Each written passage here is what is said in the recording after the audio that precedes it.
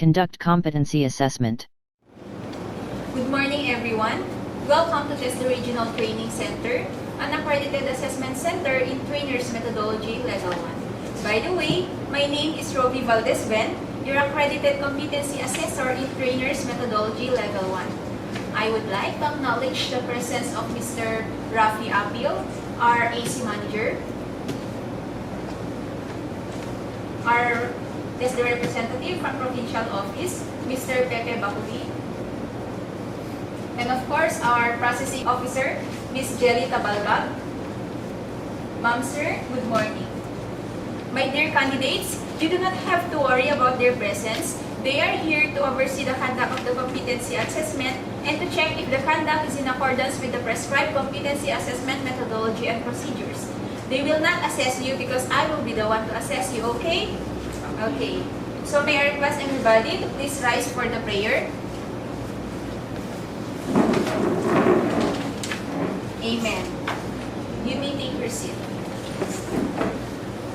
Okay, I'm going to check the attendance. Please hand over me your admission slip as I call your name, and please affix here your signature. May I call on Mr. John Paul Balmedina?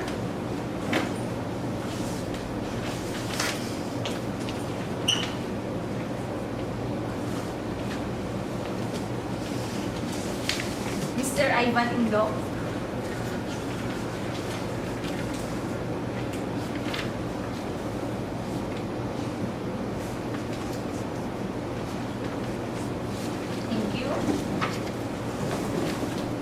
I have here with me your accomplished application form and self-assessment guide, an indication that you know and you can perform all the units of competency enumerated in this qualification. Today, I am going to conduct competency assessment in Trainers Methodology Level 1. Of course, the purpose of this assessment is to determine your level of competency. This qualification is composed of basic and core competencies, wherein the core competencies is clustered into two COCs, or what we call Certificate of Competency. Under the COC1, we have the Deliver Training Session.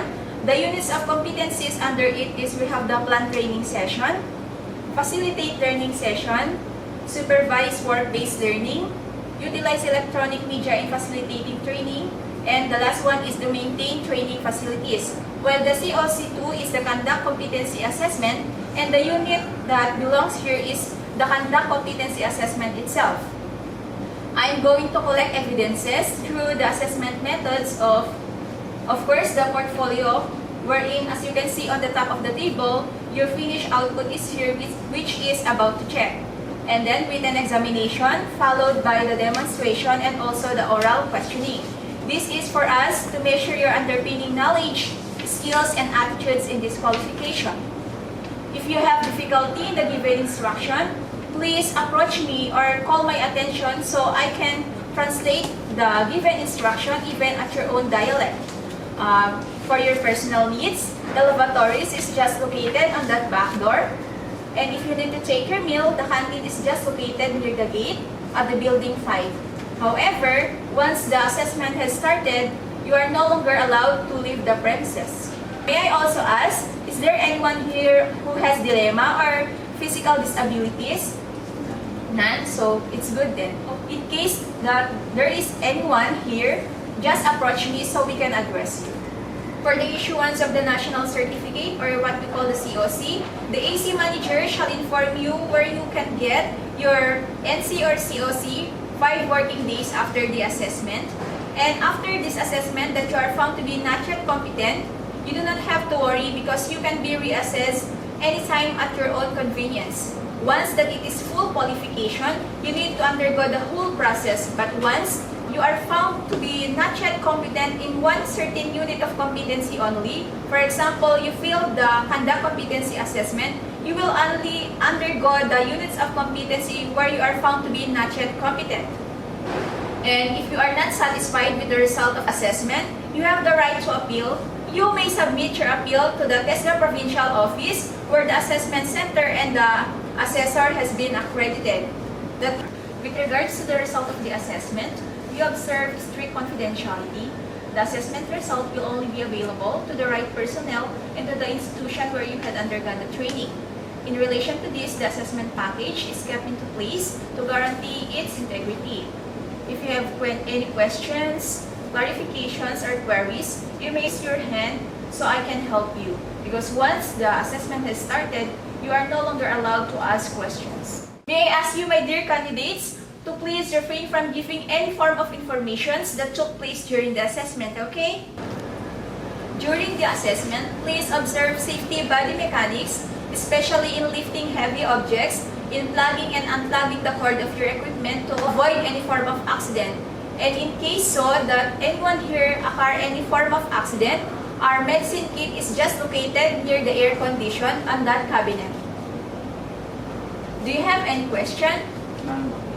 None. If you're going to distribute the given instruction to you, and I will assign your number, you will be candidate number 1 and you will be candidate number 2. Okay, this is the given instruction. Please read it carefully and just raise your hand if you have any question.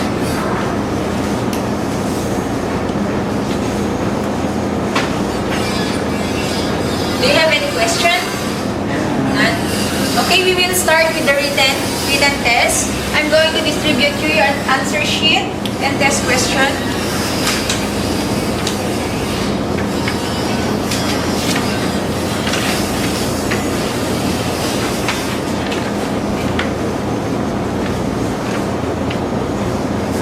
Okay, given the 15 minutes, you may now start.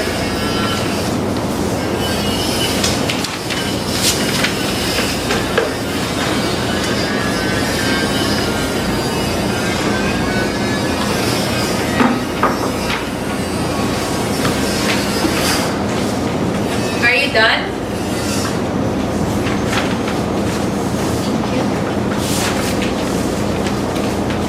For the second part of our assessment, we will proceed to the demonstration. Candidate number 2, please proceed in the waiting area because candidate number 1 will proceed to this demonstration. Candidate number 1, you may now start.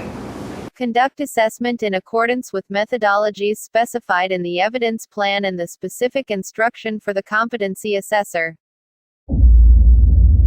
Implement the evidence gathering process and ensure its validity, reliability, fairness and flexibility. Observe the candidate and keep notes of the candidate's performance during the entire conduct of assessment. These notes will be used for the provision of feedback to the candidate's performance during the assessment. Collect appropriate evidence and match compatibility to the elements, performance criteria, range of variables and evidence guide in the relevant units of competency.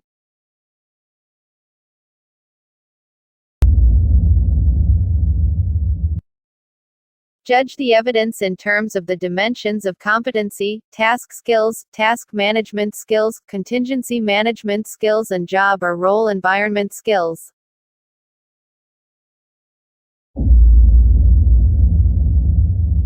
Judge the evidence in terms of validity, consistency, currency, recency, authenticity, and sufficiency.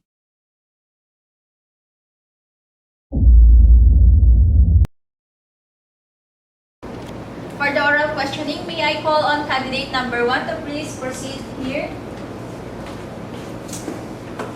After the demonstration, the candidate will be asked a series of questions.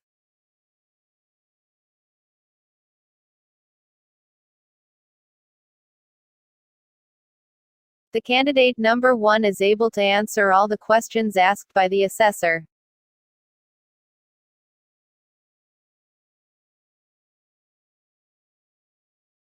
While the candidate number 2 will also able to answer the questions, though some of her answers are incorrect.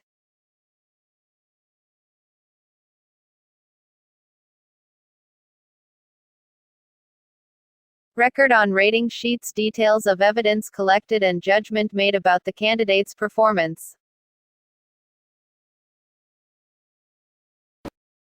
Provide candidate about the outcomes of the assessment process. Summarize the performance of the candidate during the whole process of assessment. Provide clear and constructive feedback. Inform the candidate on areas he needs to improve. Provide information on ways of overcoming any identified gaps in competency revealed by the assessment. Inform candidate of the final decision. Provide information in claiming national certificate or certificate of competency.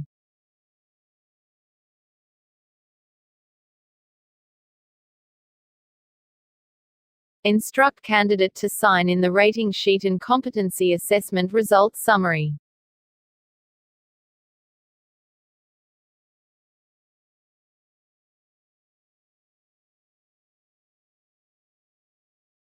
Recommend feedback for not yet competent.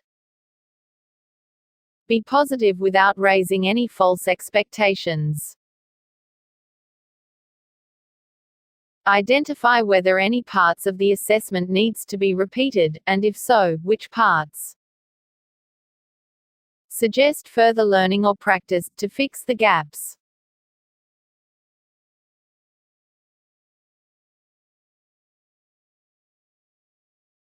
Emphasize and explain the results, which competency has been and has not been achieved. Explain reassessment procedures.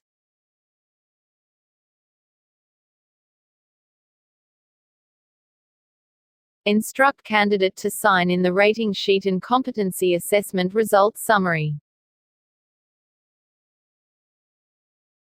Explain right and appeals system.